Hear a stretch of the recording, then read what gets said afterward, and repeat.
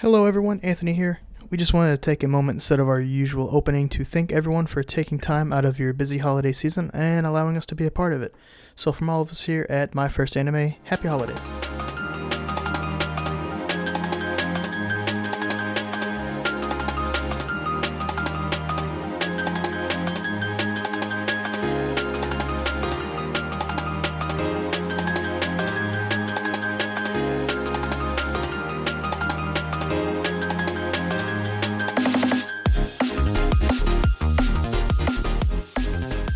Hey everyone, and welcome back to, or I guess welcome to the second arc of My First Anime. Did you guys get it? Yeah, it was a really dumb joke. Anyway. We're here to talk about Perfect Blue this time. Written by Sadayuki Murai, who you may remember from a couple episodes of Cowboy Bebop, and directed by the late, great Satoshi Kon. And a name I did not know before, but definitely have to call him out, the composer Masahiro Ikumi. As for, I'm just going to do the voice actors at the start, because there's really only three I think we need to talk about. With Junko Iwao, did the voice of Mima. Rika Matsumoto did the voice of Rumi. And Shinpachi Shuji did the voice of Totokoro, none of which had any other roles that really jumped out at me from a quick peruse of their IMDb's. Oh, well, Mima is a best friend of Cardcaptor Sakura. I don't know what that means. Isn't her best friend like a squirrel or something? I don't know No. anything about card captors. No, I think she's the best friend that dresses up Sakura in all those, like, things. I'll take your word for it. I can't believe you haven't watched Cardcaptor Sakura. What is wrong with you? Could be what's right with me, but Okay. I've never seen it. This whole podcast is for you, Anthony. Of course you haven't fucking seen it. yeah. Anyway, I'm Chris Bailey. I'm Salvador, also known as Monkey. And I'm Anthony Vaught. I wish I had watched this movie more than an hour ago. Because I need more time to think about some things here. One thing is, I wish I have rewatched this movie. This is my first time watching it, so it's Same. one of those things. Now you know how it fucking feels. Yeah, it's one of those things. Like I just don't. I'm just gonna tell you why I left bet. This movie is fucking fantastic, but I do not like this movie. This movie is not for me, and it would never be for me. Oh, and yeah, I I've guess. totally accepted it. Sorry. I guess probably have, two or three by this point, but I'm just going to go ahead and throw out one more. If somehow you're listening to this, have not heard any of the other discussion of leading up to it or read any show notes, and have not seen the movie, hey, content warning for Perfect Blue. There's some stuff you may not want to see. Yeah. I won't go through what they are, but, you know, if you're hearing this and suddenly you're like, oh shit, content warning, go check what those are, because there's, I'm sure, a database on the internet. Like you guys were saying, I'd never seen this movie either, part of why I picked it. I've seen other stuff by Satoshi Kon. This is, I think, definitely my favorite of what I've seen from him. I absolutely love this movie. Holy shit, dude. Fuck. Come on, I'm having a hard time jumping into the beginning because I'm still caught in the third act of that movie. Yeah, dude, same. I think I watched this I finished it about 2.5 hours ago. So let's just go. Let's talk about something fun. Let's talk about the Power Rangers. The Power Rangers. Well, before that, what's it called? What? I have a note. Before? So Oh, at the very okay. beginning of this, I put, ugh, I don't want to watch this. And like I said, this movie is fantastic. It's good. It's not for me. I would never watch this on my own, like, thing. Your own volition. Yes, thank you. That's and then what I this is also for. put down, it's made by Madhouse, and Madhouse is a fantastic animation studio. I should look it up, but they are doing great things even right now. And I think Perfect Blue is 1997, and they're still trunking on. Yeah, I mean, it looked a little rough at the beginning, but yeah, the Madhouse is a fantastic studio. Yeah. Okay, now you guys can talk about the Power Rangers. Power Rangers. I think they're called Powertron. They are called Powertrons, yeah. Oh, I wish I wrote the name of the villain because it was something stupid. Oh, that'd have been It fantastic. was like King Macho or something like that. Oh, actually, before we go into the movie, do either of you know anything about idol culture in Japan? Oh yeah, that is actually a really good point, Orange. Because I do that's know basically about what this idol movie's culture. about. Yeah. No, I have no idea. Well, now you have a little bit of a disturbing insight. I apologize if people know more than I'm about to say, and I'm talking out of my ass. What I'm getting is just from things I've read and from depictions I've seen in other media. But idol culture is basically like these girls are meant to be like the images of purity and the exactly what the audience wants them to be. They are barely allowed to have like no one can know stuff about their personal lives to the extent that they even have them. They're not allowed to date. Like they're very strictly managed in terms of what the public is allowed to see from them. And on top of that, the movie doesn't get into it with the idol stuff that much, but apparently it's like a pretty abusive industry as well. I don't know if it's better now or worse now or what, but it's very exploitative and generally sounds pretty shitty. I mean, just based on the her two managers, it seemed pretty exploitative. Yeah, for sure. Like, there's a lot of stuff in there that I was like, are you really? They're just gonna let them get away with this shit? Also, what's it called? Agencies in Japan literally control your life. If you like ever sign up with the agency or something like that, like you're basically signing a contract to the devil. Well, I bet there's some good agencies, but I'm saying like they own you basically. Yeah, talent agencies are, I can't think of the word. They can come for my goddamn American freedom if they want to. Well, hey, I got news for you about the American entertainment industry. Wait, hold on, no. Have you heard of a guy called Harvey Weinstein? No, it doesn't sound familiar. Oh, okay. He sounds like a stand-up guy, though.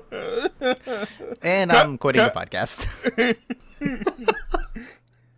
Anyway, it's just a thing to keep in mind, the idol culture stuff, especially like the fact that this was made in 1997, and it considering the explosion of social media these days, I think it's almost more prescient now than it was back then. Anthony, do you understand why they keep like the personal lives of idols like secret and stuff like that?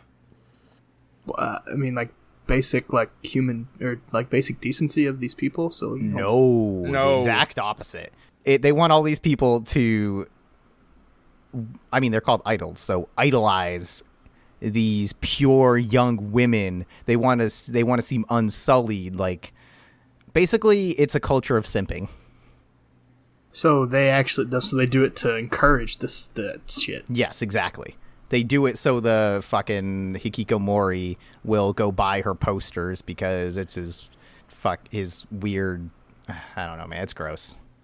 Yeah, it's like that thing that happened to, what's it called?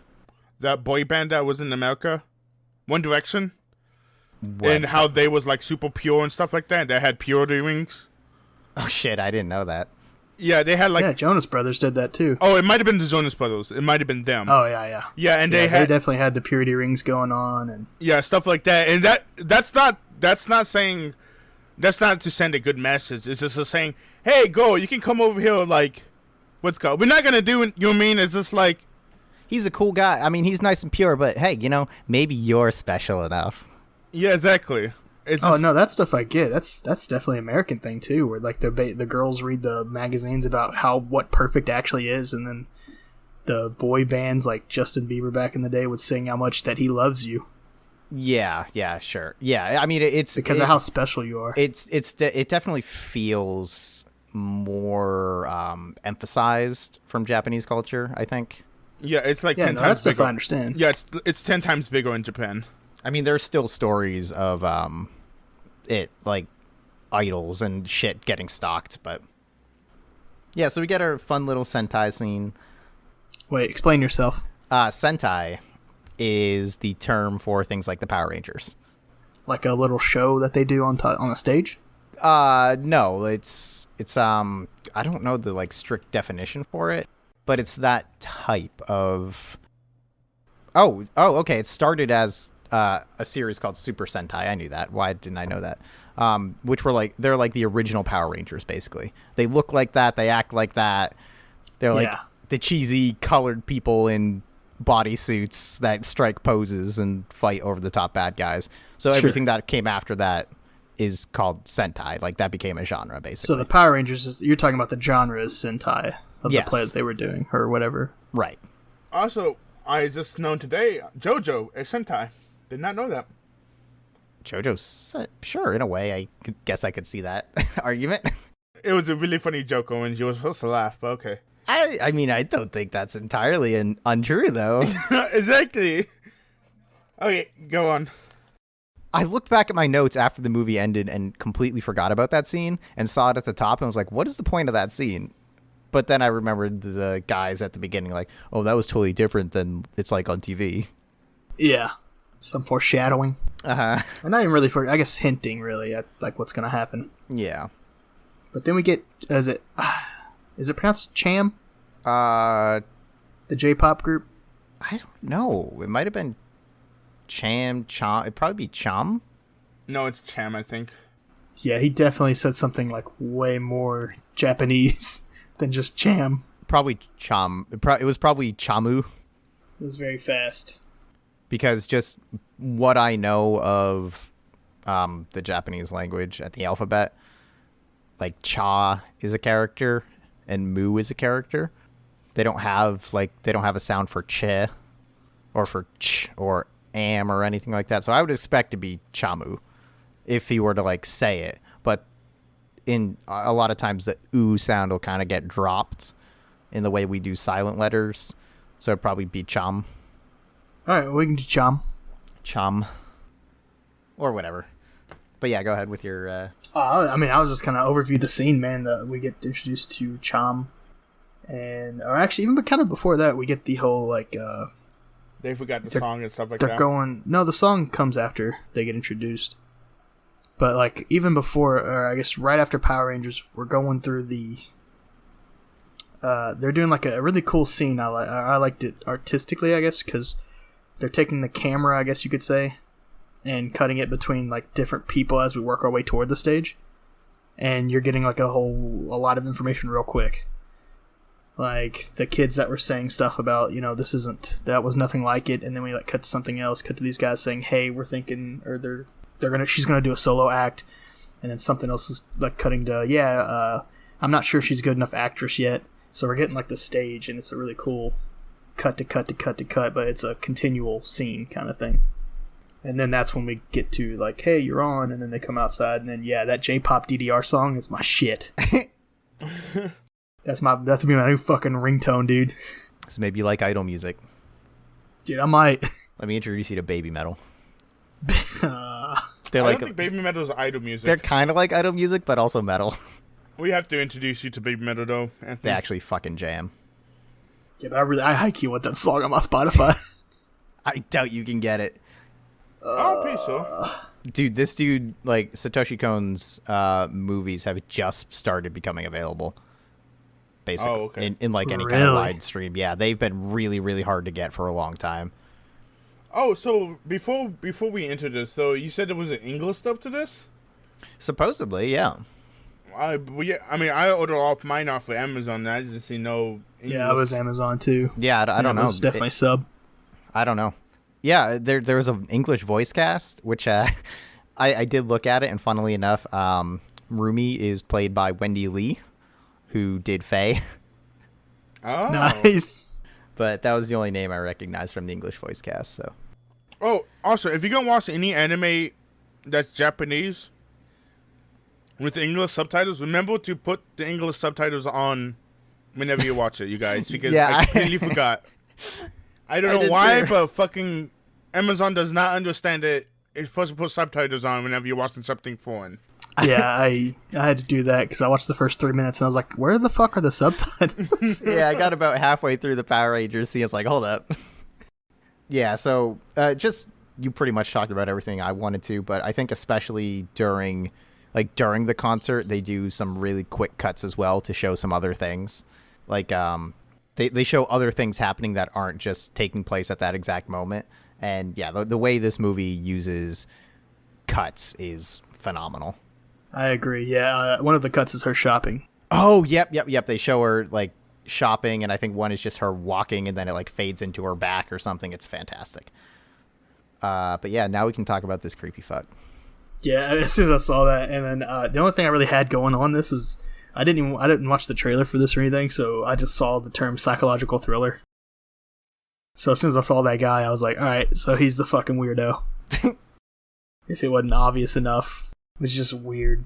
And the fact that there were so many men in the audience. Yeah, dude, I was watching that and I was like, I wonder if Anthony's going to talk about the ratio of men in this audience. Dude, like, cuz that's what I was talking about with the idol culture, dude. That's who they're catering to. That's who they want to go to their shows and buy their shit. That's so fucking weird. Or not want to, I'm sure they would embrace other people doing it, but that's who does. Yeah, that's Is this guy red herring? And I was kind of white. Maybe. Yeah, a little bit. By the end of this movie, I don't know what's happening. I'm gonna tell you guys that right now. Like, I mean, I've thought about it much more afterwards, but literally my last note is what the fuck. I think that's mine too. I have pages of what the fuck is happening right now. I think I have that written down as well, but my last notes are like, holy shit, wow, what a ride. Yeah, I mean, I think the beginning of this movie is fairly straightforward. Some nice cinematography, some good music, some good like world building, but for the most part, I'm going to stop you there. Some great music. Oh yeah, sorry. Yeah, you're welcome. I have music called out a couple times here. It's friggin' wild how like unsettling and perfectly evocative of the mood it is through the whole thing. Yeah, there was 3 times I came out of the movie, and it was because of the music. Like in a good way. Like, holy shit, I love this song. Oh, gotcha. Okay. So yeah, then we get the 3 dudes. They start causing shit in the back. Why are they allowed this to happen? They showed up a week beforehand, right? How come they're not banned out of this place? I mean, I think it looks fairly public, honestly. Yeah, a lot of from my understanding, a lot of idol performances for like smaller groups, which were led to believe that this is like not a very popular or big group. They're still kind of making their way. They do a lot of public performances and don't have a lot of budget. That's why that fucking creepo is a security guard. I just realized that he's a security guard. Oh yeah. I thought he was just a fucking weird guy that could get to wherever he wanted to get. No, he was a security guard. Oh god, that makes so much more sense on a lot of things. That's what he was confused about, was the fact that guy's not a security guard. No, yeah, I wasn't confused about it. I just never thought about it. God, that is very problematic. So that dude goes and tries to break it up, gets beat up. He gets a shit knocked out of him. Yeah, until I guess it's worth noting that this is during Mima's like farewell speech from Chama. And the dude, like the main bully dude, is about to throw a can at her, and that's when the stalker, I guess, actually manages to stop him, and they go and leave and do their own thing. And then things start getting a little creepy. If they weren't already just by seeing I was guy. already like, oh, come on, man. She reads that love letter, which, come on. Don't write, I always like looking into Mima's room. So weird. What are you doing? I don't care if it's a link to your website. What are you doing? Well, was it? Is he the one that gave it to her? I thought it was one of the just the fanboys. I thought they followed Mima's room. Oh, mate, you might be right. Wait, what's it called? No, Mima's room is from what's it called? It's from her agency, isn't she? That's a love letter from her. Huh? The villain in the end, right? Oh, it's possible. Because she's the one that's what's it called, writing down what Mima does. Yes, right. So she's the one that gave Mima the love letter. It's the guy. Some random guy just gave it to her and said, "I'm always looking at Mima's room." Right. Yeah, okay. Yeah, okay. Okay, then. Okay. Though I think you're right that Rumi was like the one running that site. Yeah. But we have no idea though. Not at this point, yeah. Like, that's at the end. I already figured it out because I'm so smart, but... Yeah, bullshit. Oh, fuck. No, dude, I thought for sure that, what's it called? Not thought for sure, but I was like, I wonder if I rewatch this movie if stuff starts connecting. I don't know, absolutely. I think this is definitely a movie where you get more each time you watch it, and like when you know what's happening, you know what to look for. I want to talk about her fucking room real quick. Yeah. She had some wine bottles scattered around. First of all, irresponsible fish owner. She forgot to feed her fish. Hey, and she has her fish. own merch hanging up in her wall. Of course. She has her group's merch on the wall. All right. Do you not like that at all? No, it rubbed me the wrong way when I used to go to shows and they'd like the lead singers wear their own fucking merch. Well, okay, but she's like a naive up-and-comer, trying to be optimistic, cheer herself and her friends on.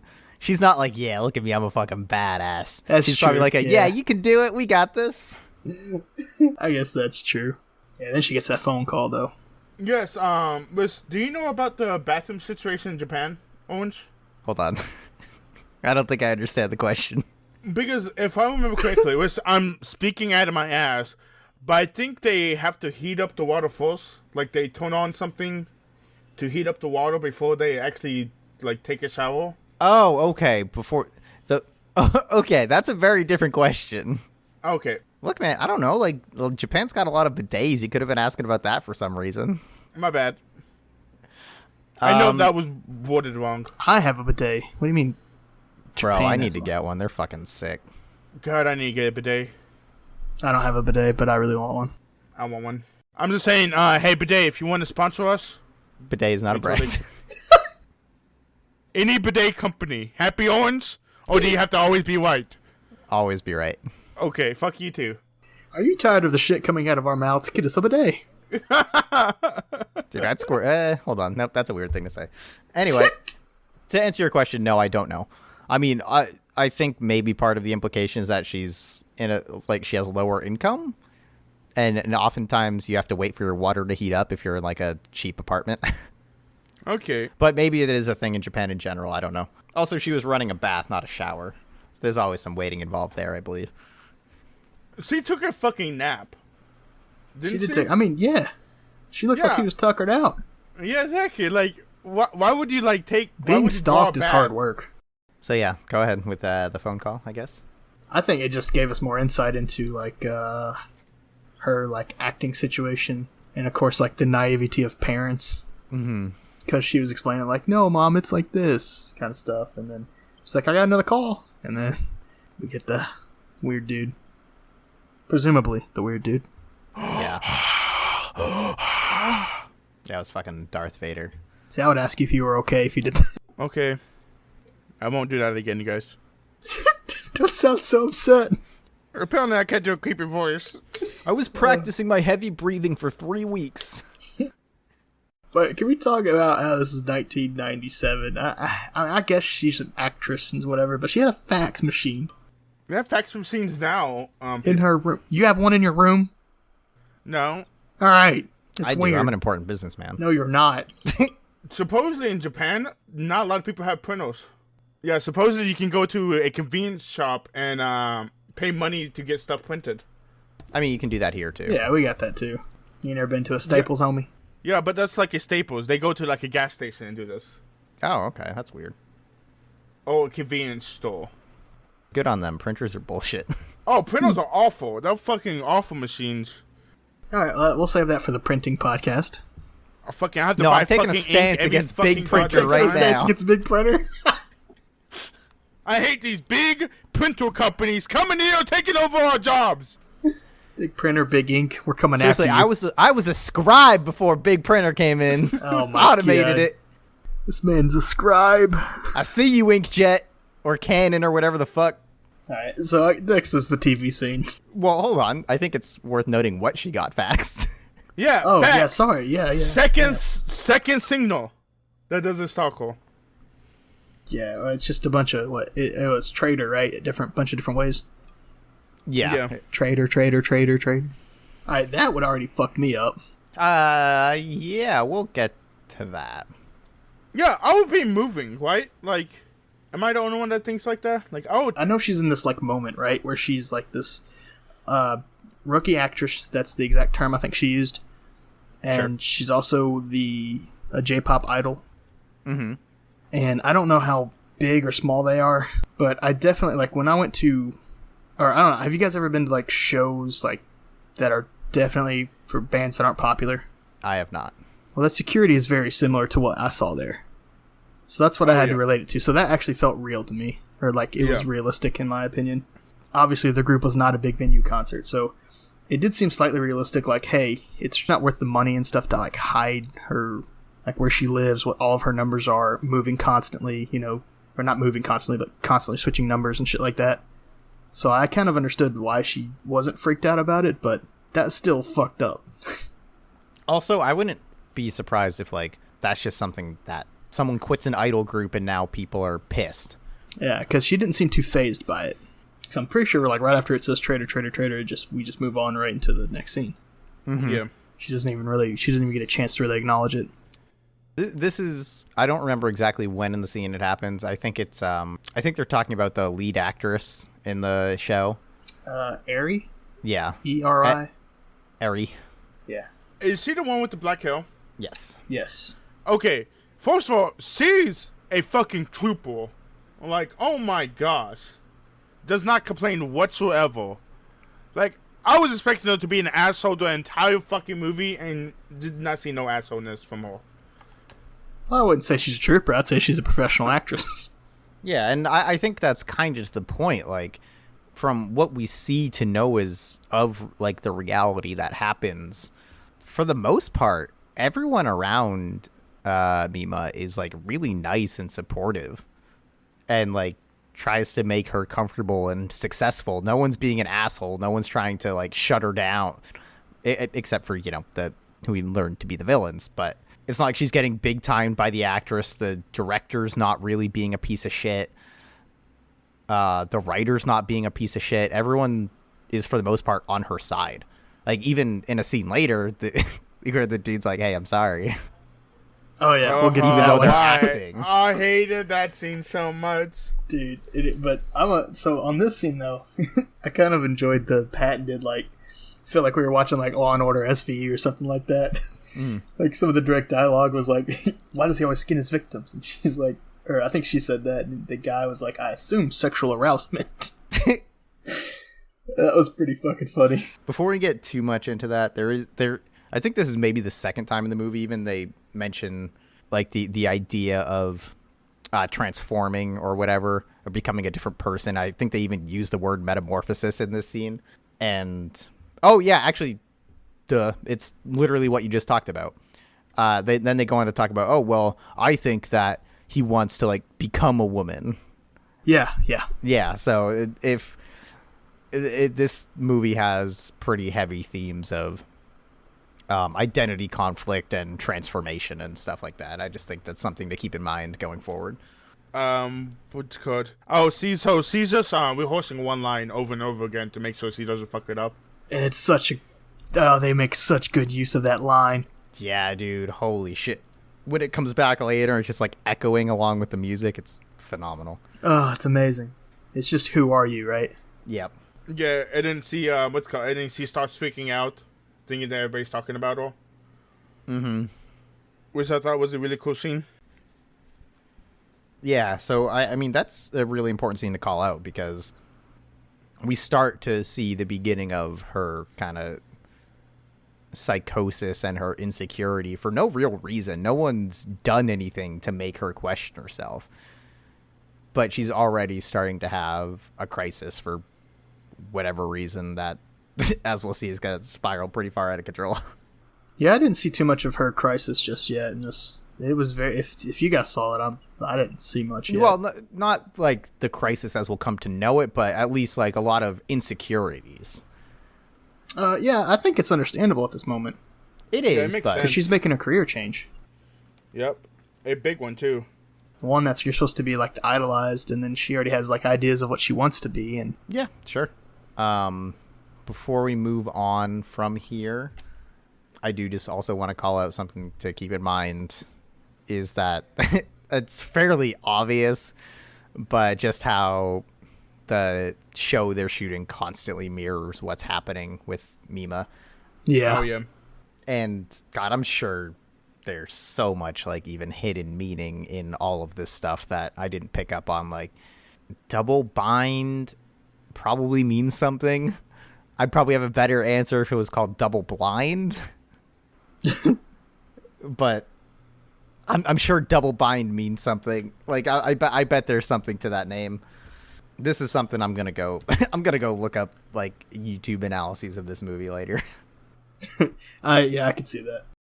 Speaking of the mirroring, we get the whole thing of I think they literally say like who's the criminal or something. Like they make it very on the nose of like, oh, but who's the villain here or whatever. I think it's in the show for the scene for the show. Either of you have any idea what I'm talking about? Not yet. No. It's right before the letter. So yeah, so they do like a 5, 4, 3, 2, 1, and then there's actually nothing there. It just at the end of 1 is when the letter explodes. Right, but I mean, I was talking about something like in the scene they do something about like that feels like they're on to some. I don't know. Whatever. It's not important, I guess. Yeah, based on the quick scan of just like the screen shots, right after they talk, like they do a scene, and it could be at the end of the part where they're talking about, I assume, sexual whatever, but after that it kind of goes into like you meet Mr. Takora, and then you also see the producer and the writer talk to the lead actress and actor, and then it goes to the letter. Okay. I just know there's something in that scene that, you know, hints to you like, hey, this isn't going to be as obvious as you think it might be. Oh, no, that's coming up later. Oh, I thought that was right now, because I wrote who's the criminal right above the exploding letter. The three guys in the video store, the exact quote is, "Why do all Japanese psycho thrillers end that way?" That's after, it's TV series, and then I actually wrote pretty good fucking notes this time. And then we get the computer scene where she's teaching how to use a computer, and then we get the guys in the video store. Okay, gotcha. Okay. So yeah, we get the exploding letter. Yeah, that was, oh god. Yeah, that was shocking. You first, like, they're talking about sexual arousal while skinning people, and then you see this is the first time I think we see like blood, and I didn't even know this was rated R. Oh, you didn't know it was rated R? No, I just read psychological thriller and then click play. So then we get to the computer scene, right? During this computer scene, while she's getting a new computer, which looks fucking fantastic, 1997. God damn, we caught a long grave, right, you guys? Fucking, that was 23 years ago. Yikes. Can I just say, I love scenes like this. Scenes of like old people learning to use old technology for the first time make me happy for some reason. They're always so like cheesy and stupid. Yeah. And we realized that Mima is not technology gifted whatsoever. Like she does not understand anything. All she does is sing and act. She doesn't have any time to learn these computer shit. I guess you're right about that. It's been so long since I've had a thought about how to use technology. What? Like learning technology for the first time. Like just watching her like explain how internet works. Yeah. That's just crazy to me. And now say what you're going to say. Okay. I didn't write it down, so I apologize if I do not recreate the joke perfectly. So Rumi is showing Mima how to get onto the internet. And she says something like, oh, to get in there, you have to double click it. And Mima's like, double click or whatever. And Rumi says like, yeah, what good is one click or something? What's the joke? I don't know. I didn't get it. Okay. So, you're asking us if we got the joke. Yeah. No, I do not understand the joke. Or I think she says something more along the lines of like, what has one clip ever got you? I honestly don't. Okay, hold on. Or something like that. I don't know. It's like right at the end of the computer. This is a browser for the World Wide Web. You launch it by double clicking here. She says double clip. Yeah, okay. And then she says, what are you going to do with the clip? And she's like, but... And then says, next you go on. Yeah, it wasn't actually a joke. Cutting all this out. Wait, but how is that not a joke? Oh my gosh! Can 'Cause we she just doesn't- get on with this? She said you double click. Oh, okay, I get you. Okay, I And thought it then was a Mima weird. I says- just thought it was a weird translation. She's like, I did you see. say double clip? Gotcha. And Okay, then she's I like, missed something. no, clip, no. I'm so Okay. glad we got to the bottom of this, you guys. I'm very glad we got to the bottom of it. So now he knows he's not less smart because he didn't get a joke. I'm less smart because I didn't read the subtitles properly all the way through, or I That- did, that and then too. I don't know. He I just didn't confused register myself. right. Yeah. Unless you guys have more with that, we get to see Mima's room. No, what's called? So they talk about the fucking letter in this scene, Oh yeah, you're right. and she's like, "Oh, it was just a prank." And I put on my notes, "Prank my ass." Yeah, just a prank. Yeah, okay. Okay. The guy, hey, he didn't get hurt that bad. LMAO, just bloody hands. Yeah, I know. Really, my bad, you guys. I Ha mean, ha ha, such a good fucking prank. Yeah, these agents are trash. yeah, I know. Really, if I cut my hand with a fucking knife, people would be all over me. You're like, "Oh my god, let me get a band-aid or fucking gauze, whatever it is." That's because I'm that fucking potent, you guys. I mean, come on. The guy's hand is fucking bloody. Prank my ass. I just had the realization that I think if I cut my hand, my friends would laugh at me. That's because you're not important as Monkey is.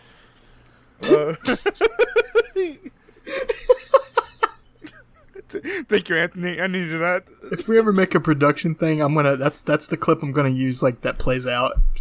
It's because you're not as important as Monkey.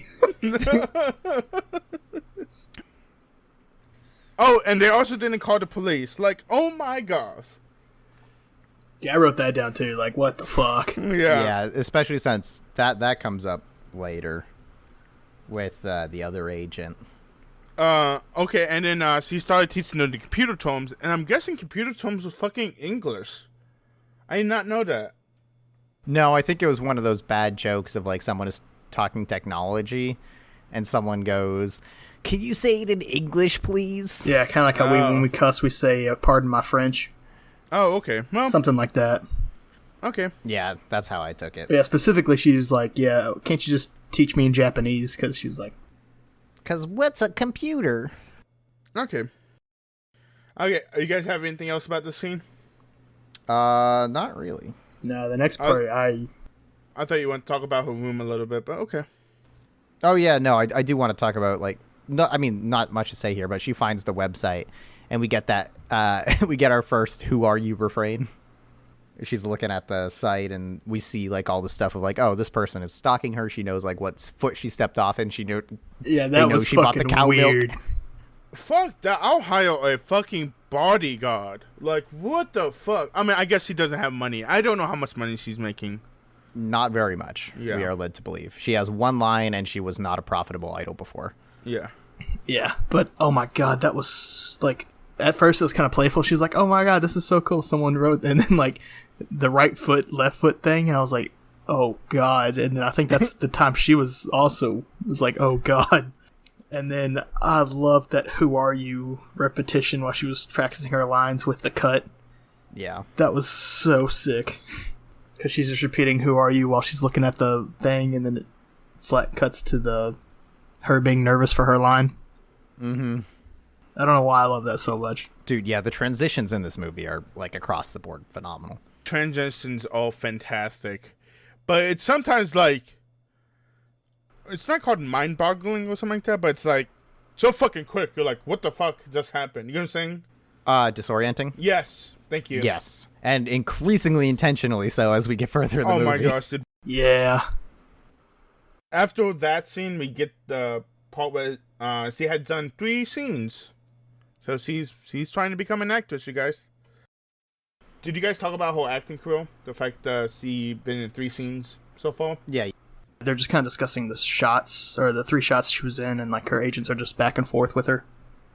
Or talking about her after they're watching the 3 scenes or whatever. Yeah. And it's already a step up from her one line, right? yeah, and I mean we see pretty early. Tadokoro goes to the writer and is like, "Hey man, can you like maybe give her some more stuff?" And he's like, "Oh, I've got some friggin' wild ideas." Yeah. I do like that scene where I think he's talking to the producer, and he's like, "I think I can spice this shit up." Yeah, which I mean, at that point, I kind of knew that, like, oh, she's gonna end up being the killer in the TV show. Dude, I was like, this kid has no idea. This writer has no fucking clue what he's doing. Oh, I Like, mean, in he my said that head. himself. Oh, that's fair. But I was like, dude, what They're is walking happening? away. He's like, dude, you got to figure this out eventually. And he's like, yeah, that's I don't true, know, man. Yeah. But I actually love the scene right after the agents are talking with the three guys in the video store. And one of them says, "Why do all Japanese psycho thrillers end that way?" Or like, and they were talking about double. Wait, are they talking about Double Blind? I don't know, because that's not over yet. Double Bind. Double Bind, yes, they are. That's a fuck. Hold on. I mean, they might just be... yeah, because they're probably just talking about the episode. Oh, that's right. Like- It's a series, not a movie. That's right. Yeah. Okay. Ignore that last stupid statement. I forgot. Yeah, because they're talking about Double Bind. They're like, yeah, it was okay. And then they're like, why do all Japan thrillers end the same way and stuff like that? And I just kind of like that. I don't know. I kind of like those little... It wasn't a fourth wall break, but it was like a hint, hint, nod, nod. Oh, sure. I to be honest, I think there's a lot of fourth wall breaks in this, in a way that I think we're meant to. Well, I don't know. When I think of fourth wall, I think of like Marvel's, Oh, yeah, the look at the camera and wink. like what's his name? Deadpool. I think of Deadpool. Oh, sure. Yeah. I mean, there's not much of that, but I definitely think not a character per se, but the audience is like supposed to be a participant in this movie, I feel. Yeah. And even in that scene, we get like at the very end of the video scene, we get the security guards there with like that patented, like he's got a newspaper over his like nose, so you can't quite see all of his face, and he's listening to those guys, and like they're being sarcastic, of course, but one of them says, "Someone save Mimarine," and then he had like a grin. Like we could actually, yeah, this movie I think could be broken down literally scene by scene. Yeah, there's definitely a lot going on here. Do you guys remember the subway scene after that? All I remember is like her basically being like, "Oh, oh shit! Is this the first time we see the like hallucination where she's looking in the window and she sees Mimarine, the idol?" I don't think so. This is where she puts her right foot out of the subway, like he had predicted, Oh, right, okay. and then she like freaks the fuck out and starts running. And I think the best part about this scene is when she gets on top of the steps of the subway. It's in the front of a video store with the camera facing her, so she's on all the TV screens. It's fucking beautifully done. You want to talk about dissecting this frame by frame? I bet there is like fucking theses about TV screens and cameras of use in this movie. Dude, it was so good. Mirrors too, probably reflections. And that's right before the elevator scene. So she gets into the elevator and sees the newspaper clipping taped to the wall of the elevator of the hit and run. It was on the guy that disrupted her final concert. That's who that was.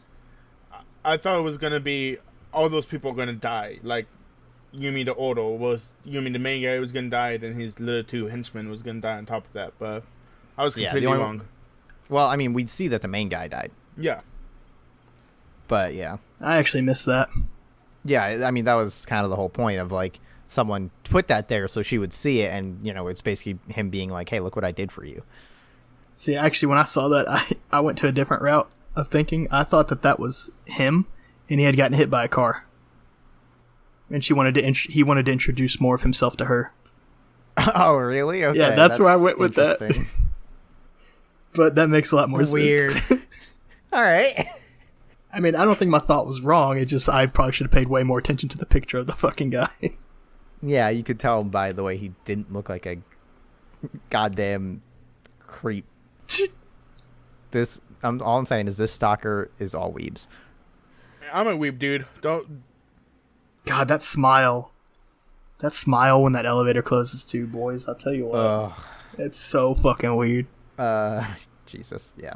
This is probably a quick time to touch on how well this dynamic works out, where you have such a creepy story, but she's such a happy individual. Mm-hmm. Like every time she's in, like they walk into the room, everyone's like, "Good morning," shit like that. Yeah, and she really doesn't start like actually breaking down until probably like halfway through the movie at least. Yeah. Spoiler alert. And then do we get to her two agents talking about the rape scene? Technically, she walks into and talks to her charm girls. Oh, is this the scene where they talk about like the fact the Tom Girls are actually doing a lot better without her? I don't think they're doing better without her, but they're like everyone will accept them as a duo. I mean, not only that, but they are doing better because, like, oh, look, they made 83 on the Billboard. And she's like, oh, that's great. We never made it onto the Billboard. I don't think that's there yet. Oh, okay. Really? I thought so. I think that's more part of her breakdown. No, I didn't take that. I mean, as much as I see that being a point of, like, crisis for her, I don't think she ever... like blames for other two people. No, I don't think she would because she's that nice of a person, but that still weighs on you. Yeah, sure. No, I think it's either this scene or last scene where they was talking about the deal. But yeah, they definitely do talk about it. You're right. Yeah. But yeah, we get to the agent scene now. Yeah, and, you know, we get the point of strife with these two agents where Rumi is, like, vehemently against doing the rape scene, like, doesn't want her to do it. It ruins her image or whatever. And Tadokoro is basically on the side of, hey, you got to do what you got to do to get ahead in this industry, right? Well, also this guy, what's it called? He's like, oh, if she does this rape scene, so she'd be half of the movie. Like, oh, is it a movie or a show that she's doing? Show. It's a TV show. Yeah, okay, she's gonna be half of the episode, which is a good exposure for her. Right, and it, like, leads into they talk about her character arc a little bit of, like, oh, after this happens, like, she dissociates and becomes two people, basically. Yeah. In the show. So it starts to kick off her greater character arc, which ends up being good for her career and shit like that. But All right, I got one for you guys. I think it might be heavier than I think it actually is, but oh boy. at the beginning of the episode, or at the beginning of this movie, so I would say like up to right now, right where they're discussing, you know, and you see Rumi on one side and Tadokoro. Did you guys have, like, were you picking sides? No, not between them. No, I didn't care about this. In Oh, my so, opinion, okay. I'm just saying, in my opinion, Mima should do the rape scene because he would get a lot more exposure that way. Okay, yeah, because at first I thought it came off to me like Tadokoro's being a bit of a dick. For, like, it just seemed like he was being really sleazy, but I also wanted her to do the scene. Like, I wanted her, like, she chose this career path, and I know it's still weird.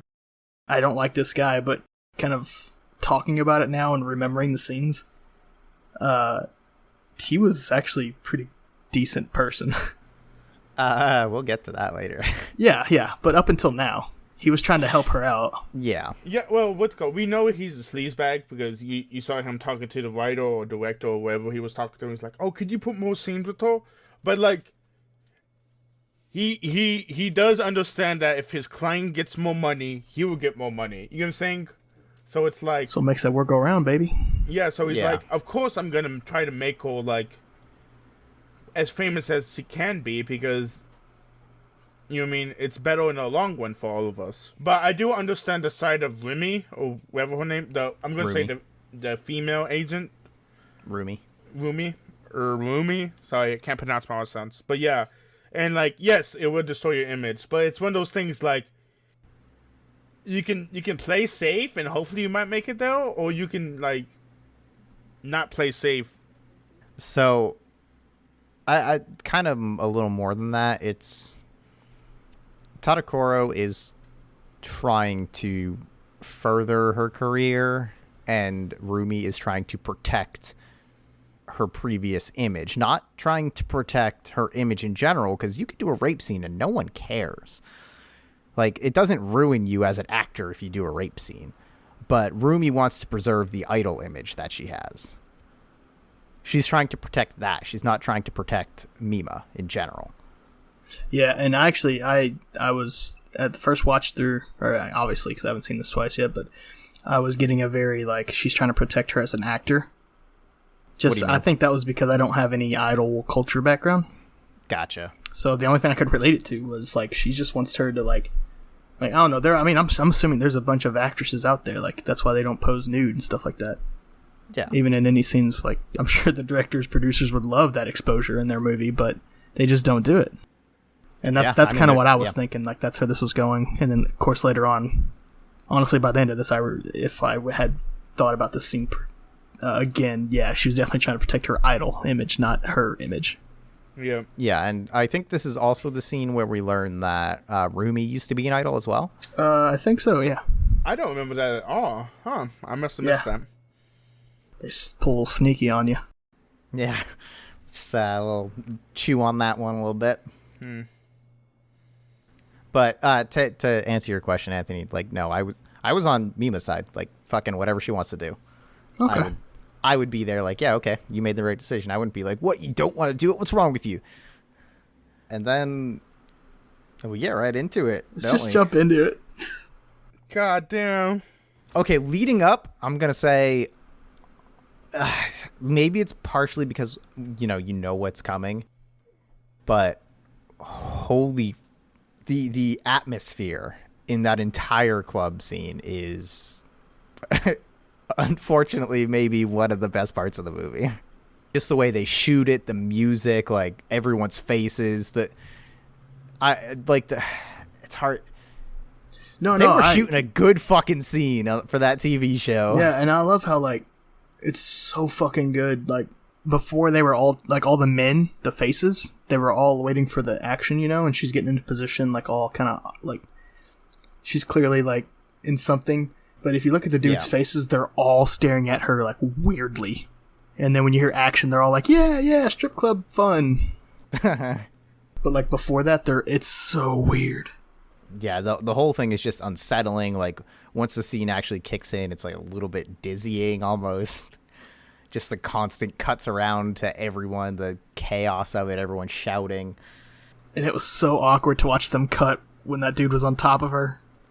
Yeah, dude. Oh, I can't imagine filming a sex scene now. So, funny thing, I've learned recently that some, like, movies and TV shows, and actually, I guess it's like an increasing trend, actually use intimacy directors, which are people specifically brought in to basically direct sex scenes as if they were directing a fight scene.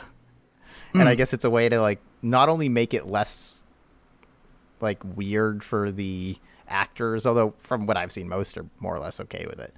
That would make sense because, like, if you bring in, like, outside help for that's their job. That would probably be comforting. And it probably makes it more comfortable if you're told what to do rather than your director like, go pretend to have sex now. Yeah. And the people are like, oh, okay, so this is how this would play out, huh?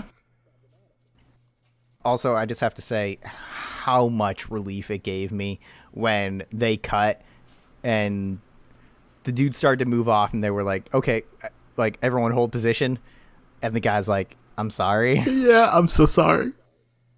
And she's like, nah, that's cool. Yeah, she's like, no, it's okay, I understand. Oh my god, for a minute I was like, this is gonna go bad for real, isn't it? Like, some bad shit is about to happen here. But no, everyone's being cool. I still did not. I hated this scene so much. I just don't. Oh, it's extremely uncomfortable. Yeah, I was just like, And then what's her name? Renew or Wei Wei or whatever her name is. Rumi. She just cries and leaves because she basically just watched, I guess, whole fucking other stuff. I don't know what you call it, but yeah, she watched. I wouldn't say her hero, but the person that she's trying to impersonate, like, degraded really badly. I mean, I think we could literally make 2 whole episodes on, like, knowing who Rumi is versus not knowing. Yeah, maybe, but... And, like, why she's acting that way. I mean, I guess she's still sad, but the reasons are literally 2 different reasons. Well, I think they're pretty intertwined. Because what she's witnessing is, with this scene, that's it. The idol image is gone. Mm-hmm. Like, before maybe they could cling to it, she's just doing a speaking role. She's kind of like this innocent sister person. But now she's not only a stripper, but gets raped. Like, she's, by really, like, old school fucked up standards. Yeah. She's like the walking embodiment of impurity now. Yeah. Which is the antithesis of what idols are supposed to be. So that image Rumi was trying to protect is completely broken. And just a side note, I know you mentioned it earlier, but right before that scene, she is on the subway, and that's where she first sees her idol in the mirror. Oh, okay. Right before that scene, yep. She first sees, what's her name? Mimarine. There we go. Which I'm gonna say right now, I loved every scene with Mimorine in it. I thought she was a great character, even though Like the every idol. time they, yeah, no, not that, just every time they used her, I'm like, this is fantastic. Yeah, I agree. So after that, we, what's it called? She goes back to her apartment. Her fucking fish are dead. Yeah, what the hell? Yeah, what happened? Bro. The shit. Okay, well, apparently this is all a fucking vision from her. Like, that's all I could say. Like, I guess and then she realized, she's basically told herself, she's like, oh, I didn't want to do it, but, like, it's all for my career. You know what I'm saying?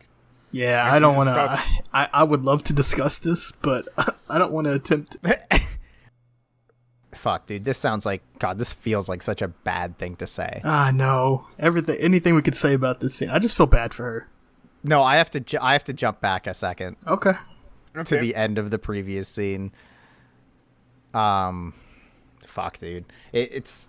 I really hate like complimenting a scene like this because it's so fucking disgusting. But the end of that scene, the way her eyes go dead, like Oh, slowly, yeah. is. Oh my god, why did you Woof. remind me of that? Because it's a haunting shot, dude. It is a really messed up shot. I completely forgot about that. We skipped a little bit, didn't we? Because right after that, she gets in the car with Todokura, right? And he's like, he basically, the exchange is basically like, hey, everything cool? And she's like, yeah, I'm great. And he's like, all right, I'll buy you food Yeah. Oh, yeah. yeah. for doing a good job. Yep. And that's like right after we get the shot of like, oh, everything is not okay. Yeah. Yeah. I think the actual sequence was like the scene, and then her just standing in front of her little the mirror, or sitting in front of the mirror. Like it's like I think a 5-second scene, and then right to the Todokuro scene. And then we get to the apartment where her fish are dead and she has her break down and be like, oh, obviously I didn't want to do this scene, but what else am I supposed to do? And this is where we start to get a lot of Mimorine. Yeah. And we figured out it's a vision, right? Her fish is not Yeah. dead. Yeah. So I have two takes on this, right? After I have one, watching the movie. My watching the movie take is the fish, or she's kind of lost it a little bit, and her fish are actually I'm just fine. gonna say right here.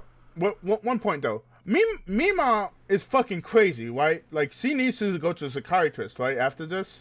Okay, I usually I wouldn't probably do this, but considering we're now talking about a movie with sensitive topics, I wouldn't call her crazy.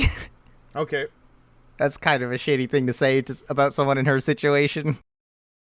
I mean, as blatantly shown with all the Mimorine stuff, she's having a crisis of identity. Yeah, which you would go to a psychologist for, right? I mean, yeah, ideally she would get help, but just trying to, this being a heavier movie, it's a good idea to frame stuff a little more sensitively. And the reason it feels so stressed, I think, is because the whole theme of identity crisis. Because she's not actually the fucking insane one. Right. She's just we just also learn stressed. she's being gaslit by other people. Yeah, and I think it's just they're just playing on the theme a little heavy on her end, just to be the psychological thriller. That's what I'm wondering, is because there's some scenes which makes no sense, because there's no way that Ray Ray is in that, you know what I mean? Fucking Ray Ray, dude. I'm calling her Ray Ray. That's my favorite brand of barbecue sauce. That's Baby Ray's. What are you talking about? Listen. But I'm just saying, Mimon has all these visions, or I don't know what you call it, and there's no way that Ray Ray did this. You know what I'm saying? All the stuff that he's thinking of. There's one scene that I want to talk about that's really, I'm just what the fuck does this mean? But Is it here yet? no, it's not here yet. Okay. Okay, Yeah. just to your point though, it's at the beginning. It's definitely supposed to be very much. We think Mima is just having a psychotic break, Yeah, I mean, you're not wrong. Yeah. but even at the end when we learn that Rumi had a hand in a lot of it, I think we're still supposed to question the actual sequence of events, the actual reality, who did Yes. who was who where. So it's not just everything was Rumi. Some of it was Rumi.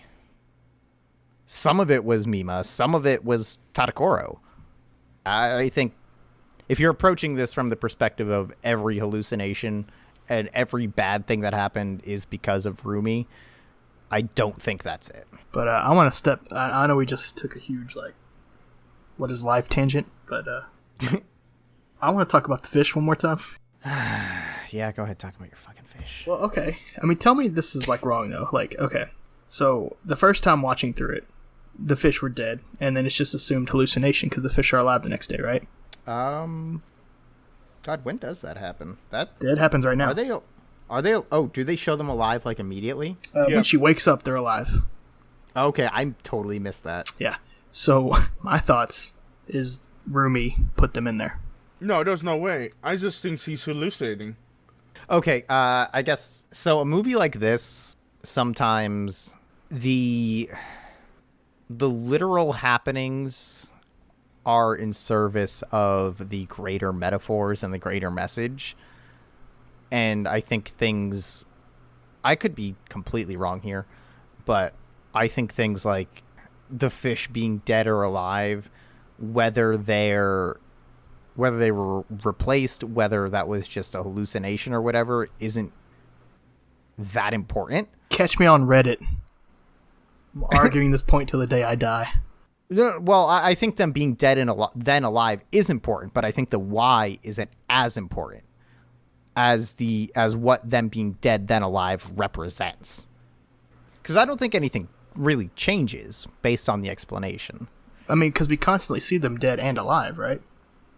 Do we constantly see them dead and alive? No, we only seen them dead one time. Oh, okay.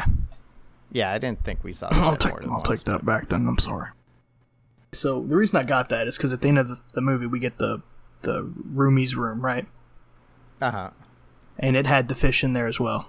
And I think that the amount that she has been in that room, whether it be her sleeping or not, I just think it's a very good possibility. Okay. Yeah, sure. I guess I see where you're coming I have from. a feeling that this Rumi watched her fucking sleep.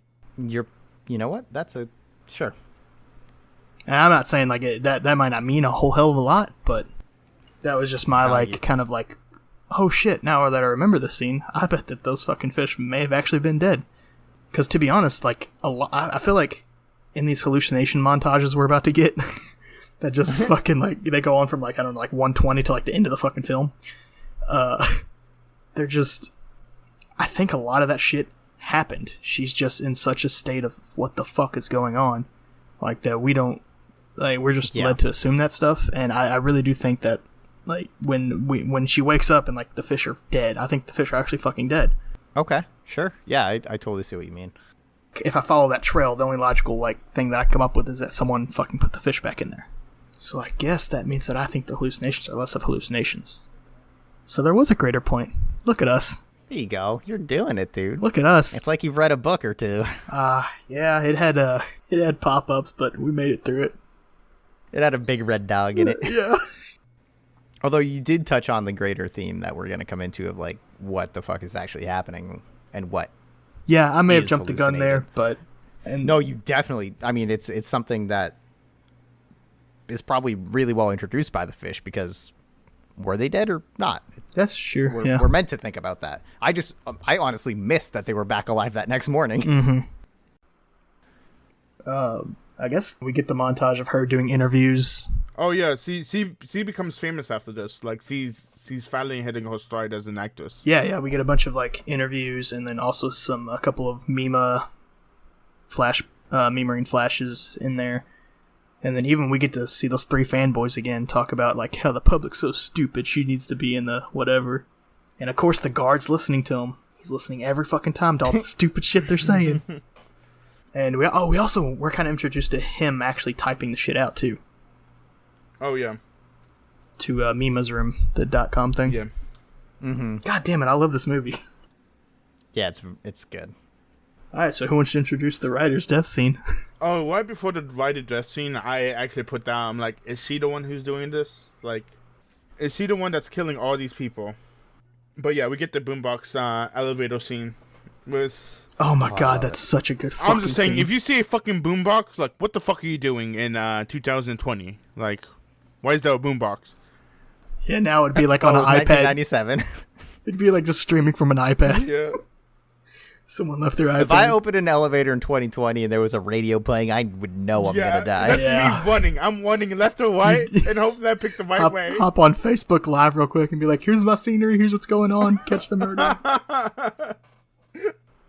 But yeah, and then we get that scene where the elevator opens up and the guy's just dead with his eyes. I mean, before that, just the sound design. Oh my you know God. exactly what's gonna happen in this scene. Yes, the J-pop being used in the background. Oh, Yeah, it's it's so so good. quiet, and then the elevator opens, and it's. I love the fucking fact that it's deafening. not like clear. It's kind of shitty sounding. The speakers sound like they're a little blown out or crackling on the radio. yeah. The sound design in this movie is just out of this world. It's so good. Did you have more you wanted to add, Anthony? Just as like a quick side note, if I know how we mentioned like after Bebop it's all downhill from here.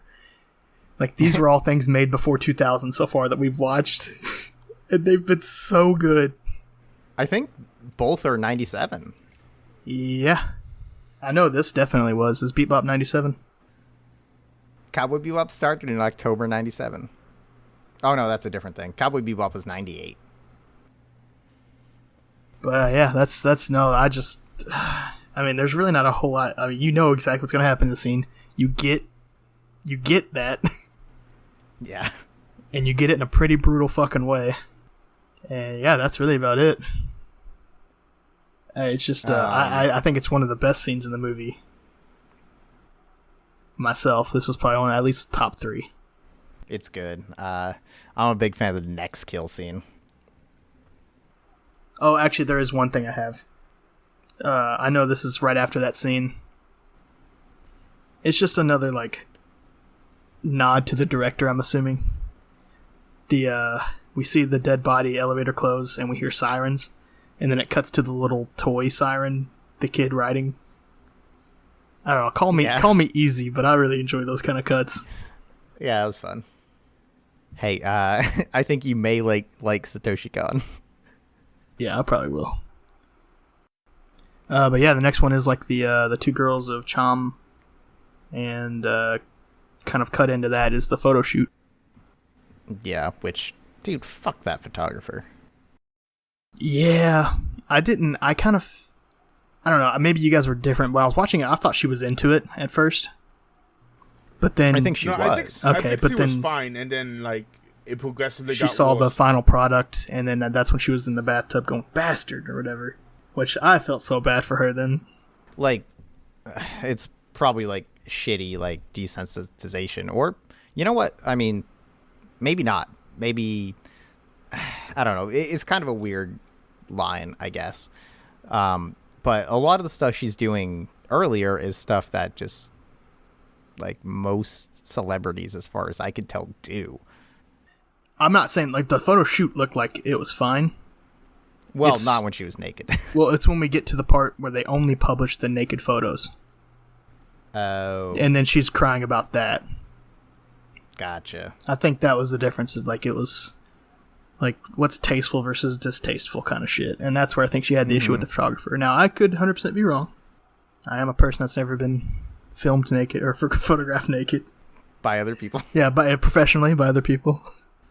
or seen by other people. Yeah, facts. I haven't been outside since what year is it? I don't know, man. Yeah, same. I don't have a calendar. Yeah, I again, I think the cutting between the concert and the photo shoot is absolutely brilliant. So, what the fuck? And we'll leave it on that for part 2 next week. Was Me Marine there? Like, did they use a hologram? Okay, yeah. So the concert scene, right? Yeah. So we're seeing her getting photographed nude, and then it jumps into the concert as part of that. Yeah. Yeah, was she actually there singing? No. Mima was not. But the way the crowd reacts, we're led to believe that something was there. So do we even think that concert happened? I have no fucking clue. But we just know that, yeah, everyone gets real excited. And, like, she even jumps into the crowd and they, like, swarm her. Yeah, because it At the end definitely of looks it. hologram-esque. But she always looks like that. No, it's definitely like something hard. Like if you rewatch it, Oh, there's definitely like phrase upon her and stuff at the beginning when she's first introduced, and then it goes to like normalized. I think she's just imagining that, like, being back on the stage with her gal pals. Well, that's a weird thing to imagine, that the security guard is also there smiling while she jumps into the crowd. I mean, it could be the security guard's Is it, though? imagination. 'Cause- Yes, because he even wrote in the Mima's room the next day, like, thanks everyone for coming. Well, Unless that was just I mean- his imagination that we're seeing. I mean, there's that, and the other question is it Rumi? Like Rumi showed up and started. That, or was it her imagination? Because the take I got from the end is that she's the one making the posts. Like, Oh, and running he's at, we Mima's hear the room. clickety clack of the keyboard, but that's just him typing, maybe like a reply or something like that. Yeah. I mean, that's okay. So then, yeah, okay. Well, anyway, it'd be her imagination. Or is it Mima's imagination and she's fucking miserable doing this nude photo shoot and is now thinking, oh, what if I was still that idol or something? I don't think it's that one, just because of the Mima's room afterwards. Because because Mima, the actual Mima, has no. Yeah, you're right. I know what you mean. All right, so yeah, actually, now that I think about it, the Meme Mania guy who's emailing, that's when we actually figure out that it's not him doing. Yeah, you're right. It probably was Rumi's imagination. Or even that somehow she managed to stand in for that song and actually go perform it. It's possible. Because, something fucky happened there. I don't know. Maybe someone else can explain it to us. Did you guys talk about the stalker buying all the magazines?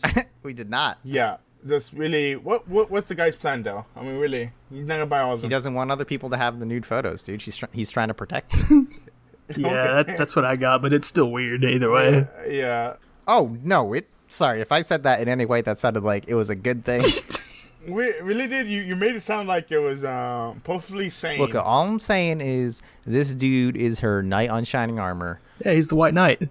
If she would just give a nice guy a chance, like God My man damn. over here is being Don Quixote with that fucking left eye hanging out there. fucking fighting windmills or whatever. I've never read Don Quixote. That sounded about right. I haven't either. I can't fucking read. I think he fights a windmill or something. Yeah, no, he does. Great. But I think everything he does is for the honor of a girl, so. Don Quixote is the original simp. I hate that word's a fucking thing right now. I think it's kind of funny. It's way better than cuck. I like cuck. Nah, cuck's lame. It has the same effect of fuck. It just feels better coming out the mouth. Like, you're a simp. Like, you're a fucking cuck.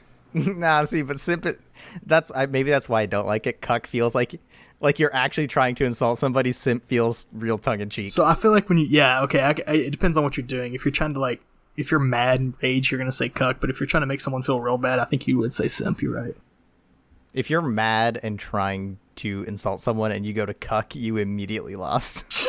Fucking cuck. Oh, anyway. Next thing I have is when Mima starts to chase the, I guess at this point, probably illusion of Mimarine. Yes, and I love this chase scene. It's so made. It's crazy how good this one is. I loved every part about this chase scene. Yeah, and the music during it is one of the couple. I mean, the music throughout is fantastic, but this is one of the points where I was like, this is actually so good. I have to write music to remember to say that the music is good here. Yeah. I didn't have a whole lot on this scene. I didn't get a lot out of it, except for the movement of...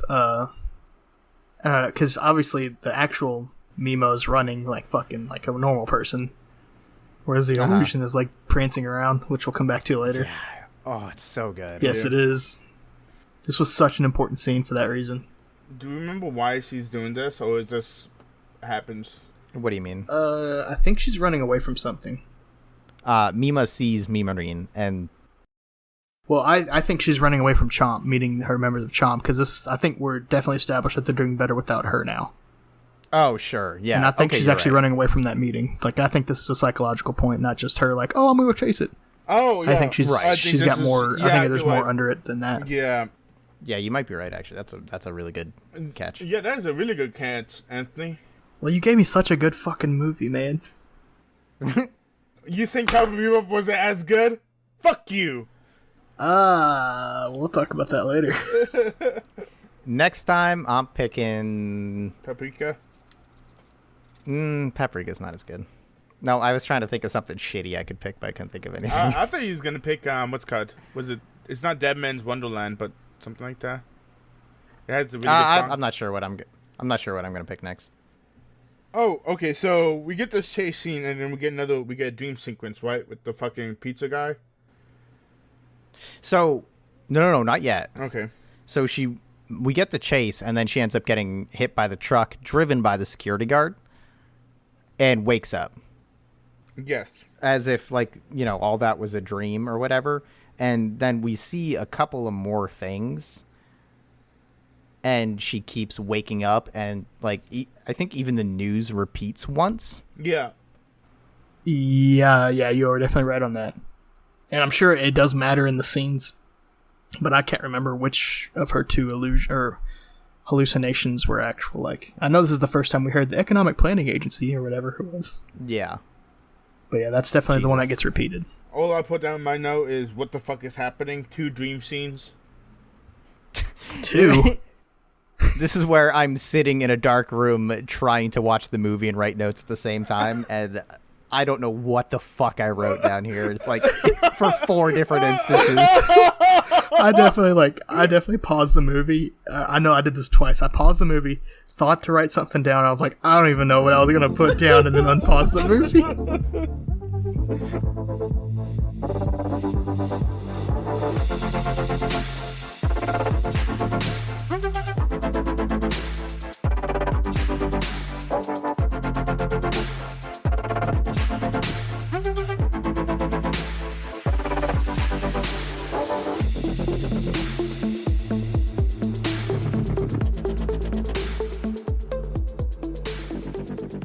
Thanks again for listening to My First Anime. If you enjoy the show, tell your friends and leave a review. It really helps. I'm Chris Bailey, and you can find me on Twitter at Chris R. Bailey or hear me play Pretend on the actualplay.network podcast. And finally, thanks to Slink for the use of 12 Speed as our intro and Winnie the Moog for the use of Speed Energy as our outro. You can come to my stream, ST Monkey at Twitch, where the O is a 0 in monkey, so make sure you guys remember that. I play single-player games and multiplayer games, well, sometimes multiplayer games, Tuesdays and Fridays afternoons. You can also follow my Twitter at STMonkey, also O is a 0, and my Instagram. My Instagram is mostly containing dog photos of my dog. He's a poodle. And Shih Tzu. You can reach out and contact us on Twitter at myfirstanime or email at myfirstanimepodcast@gmail.com. And if you feel so inclined, my personal Twitter and Instagram are both Sir Paperplate, where you will find only pictures of my cat. And once again, thanks for listening to My First Anime.